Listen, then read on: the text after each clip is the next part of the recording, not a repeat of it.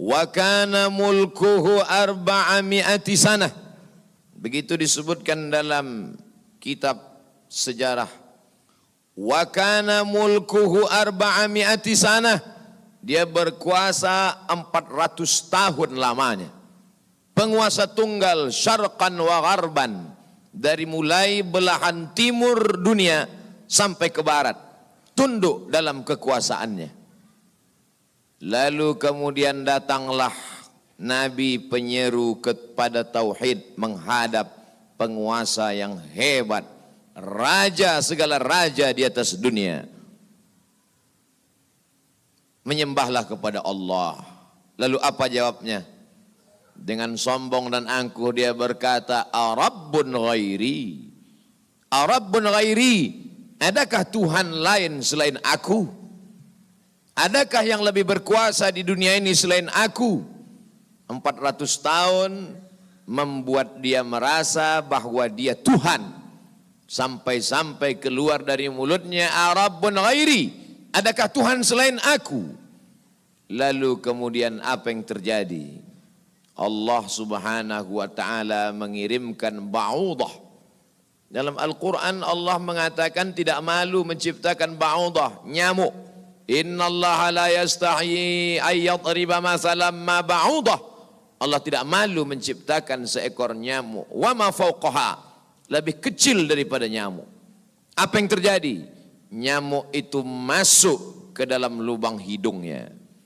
Terus ke dalam batang hidungnya. Sampai ke otaknya. Dan nyamuk itu pun menggigit otak di kepalanya.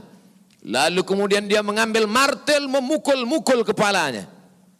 Sampai orang-orang di sekelilingnya menyangka dia gila. Sampai dia habis usaha. Makin sakit. Tak dapat dirasakan. Tak dapat diceritakan. Tak dapat diungkapkan bagaimana rasanya. Dan akhirnya dia pun mati. Dicatat dalam sejarah.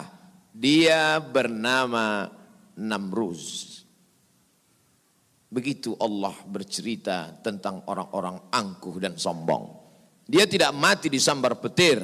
Dia tidak mati ditimpa batu besar. Dia tidak mati karena sesuatu yang hebat.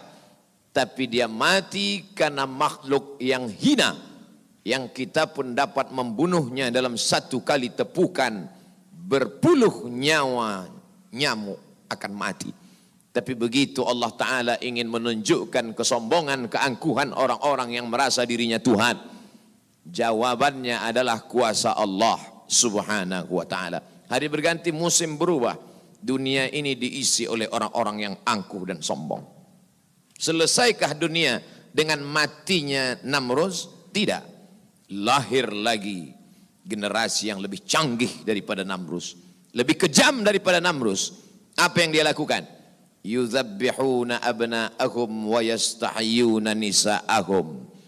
Lebih sadis daripada Namruz. Anak laki-laki disembelih hidup-hidup, anak perempuan dibiarkan karena tidak melawan. Anak laki-laki yang dia nampak dalam mimpinya akan menarik mahkota kekuasaannya, anak perempuan dibiarkan melahirkan. Sampai pada akhirnya ketika dia berkata dengan lantang, kalimat berbeda, substansi makna yang sama. Ana rabbukumul a'la. Ana, aku, rabbukum, Tuhan kamu, a'la, yang paling tinggi. Ternyata kekuasaan boleh bisa merubah makhluk merasa menjadi khalik.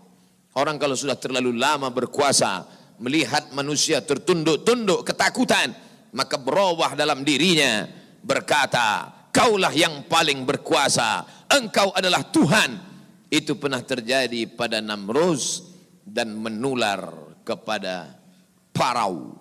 Al-Quran menyebut dia Fir'aun. Ana, aku, Rabbukumul a'la, Tuhan kamu yang paling tinggi.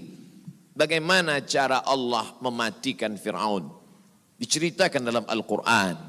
Falamma adrakahul gharaqu, ketika dia tenggelam di tengah laut merah, masuk air itu ke dalam tenggorokannya dan masuk ke dalam lehernya, terus ke dalam dan masuk ke dalam paru-parunya.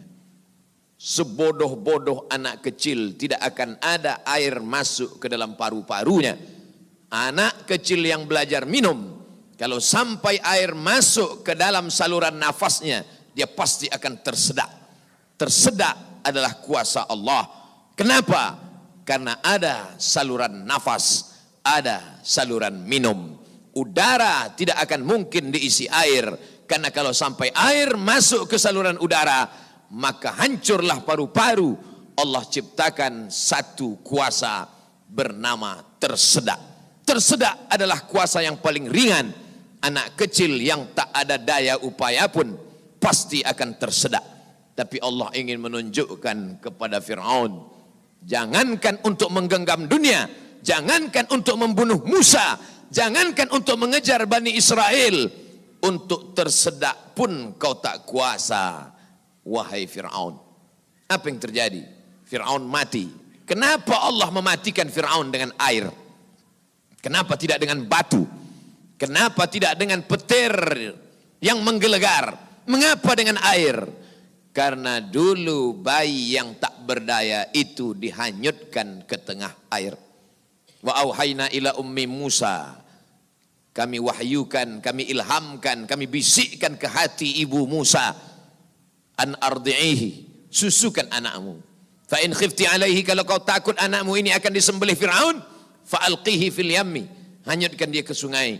La takhafi, jangan kau takut, wala tahzani, jangan kau sedih, inna radduhu ilaiki, kami akan mengembalikannya kepada engkau sesuai dengan cerita yang kami kehendaki.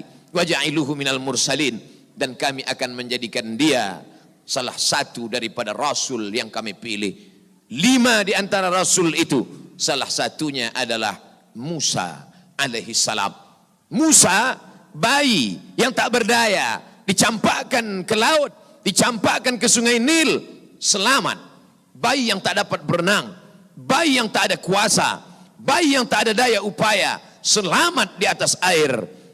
Tapi penguasa, raja di atas raja, segalanya bukti-bukti kuasanya sampai hari ini menjadi bukti. Satu di antara 7 keajaiban dunia adalah piramid yang dibangun oleh Fir'aun. Tapi ternyata air yang dulu menyelamatkan bayi Musa, air yang sama menenggelamkan Fir'aun yang amat sangat berkuasa.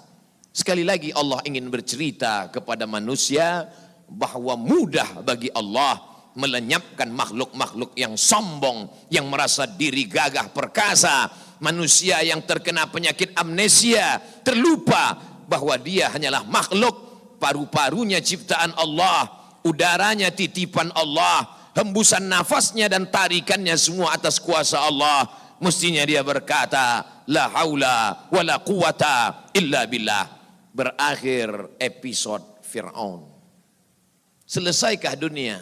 Tidak. Muncul lagi mereka yang sombong-sombong. Macam-macam nama sejarah mencatat. Abu Lahab dengan bangganya berkata, sebelum Abu Lahab datang, datang lagi seorang pria perkasa dengan tentara bergajahnya, bernama Abrahah. Dia ingin memindahkan Ka'bah karena baginya bisnis di Makkah harus dialihkan. Nun, jauh di Yaman, berseberangan dengan Laut Merah, menyeberang ke Afrika. Maka ini Ka'bah harus dihancurkan. Dia bawa pasukan bala tentara, sampai akhirnya pasukan gajah tidak ingin bergerak. Gajah makhluk Allah, binatang, tahu mengenal Allah subhanahu wa ta'ala. Dia paksa gajah itu berdiri dengan pawang-pawangnya.